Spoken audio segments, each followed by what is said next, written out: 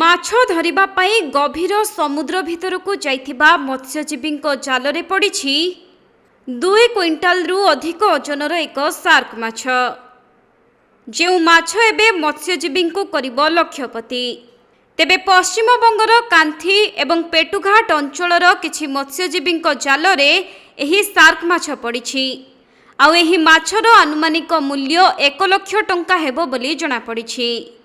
ତେବେ ମାଛଟି ଜାଲରେ ଧରାପଡ଼ିବା ପରେ ବହୁ କଷ୍ଟରେ ମାଛଟିକୁ ଦୀଘା ମତ୍ସ୍ୟ ଅବତରଣ କେନ୍ଦ୍ରକୁ ଆଣିବା ପରେ ସେଠାରେ ମାଛକୁ ଦେଖିବା ପାଇଁ ଅନେକ ଲୋକଙ୍କ ଭିଡ଼ ଜମିଛି।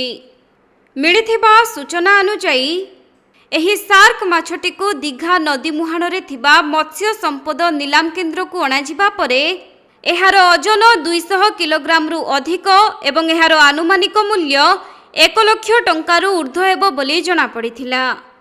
ସେପଟେ ଏହି ବିଶାଳକାୟ ମାଛକୁ ଦେଖିବା ପାଇଁ ସ୍ଥାନୀୟ ଲୋକଙ୍କ ସମେତ ପର୍ଯ୍ୟଟକଙ୍କ ଭିଡ଼ ମଧ୍ୟ ଜମିଥିଲା। ସୂଚନାଯୋଗ୍ୟ ଯେ 2 ମାସ ପୂର୍ବରୁ ଓଡ଼ିଶା ପଶ୍ଚିମବଙ୍ଗ ସୀମାନ୍ତବର୍ତ୍ତୀ ଦୀଘା ବେଳାଭୂମିରେ ମତ୍ସ୍ୟଜୀବୀଙ୍କ ଜାଲରେ ପଡ଼ିଥିଲା ଏକ ବିରାଟକାୟ ସାର୍କ ମାଛ, ଯାହାର ଓଜନ ପ୍ରାୟ 3 କ୍ୱିଣ୍ଟାଲ ହେବା ସହିତ ଲମ୍ବ ରହିଥିଲା 7 ଫୁଟ। ତେବେ ସେହି ମାଛକୁ ମଧ୍ୟ ଦେଖିବା ପାଇଁ ପର୍ଯ୍ୟଟକଙ୍କ ଭିଡ଼ ଲାଗିଥିଲା ଏବଂ ପରେ ଦୀଘା ମୁହାଣରେ ମତ୍ସ୍ୟ ଅବତରଣ କେନ୍ଦ୍ରରେ ସେହି ମାଛଟିକୁ ନିଲାମ କରାଯାଇଥିଲା। ସେହିପରି ପୁଣି ଏକ 2 କ୍ୱିଣ୍ଟାଲ ସାର୍କ ମାଛ ମତ୍ସ୍ୟଜୀବୀଙ୍କ ଜାଲରେ ପଡ଼ିବା ପରେ ତାହାର ନିଲାମ ପାଇଁ ସ୍ଥାନୀୟ ଅଞ୍ଚଳରେ ଭିଡ଼ ଜମିଛି।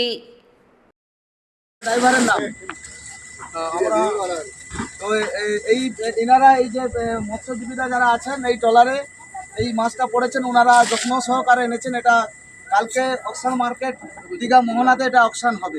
দেখা যাক ওখানে কিরকম দাম ওঠে এই দীঘা মোহনা অকশন মার্কেটে। আপনার নাম? আমার নাম গোবিন্দ চন্দ্র মন্ডল। আপনি এই ট্রলারেই এই ট্রলারে কাজ করেন? এই ট্রলারের কাজ করেন? বিশাল এটা কি বিদেশে চলে যাবে না এই মাছ আমাদের এখানে লোকালে চলে? লোকাল না, এটা বাইরেই চলে যাবে।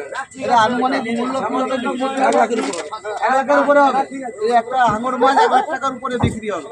এর আনুমানিক মূল্য। তবু কালকে অকশন মার্কেটে দেখা যাবে। এটা বর্তমান পেটুয়া মৎস্য বন্দরে এই সবে মাত্র ট্রলার এসে এই মাছটাকে উঠিয়েছে, আমরা দেখতে পেলাম।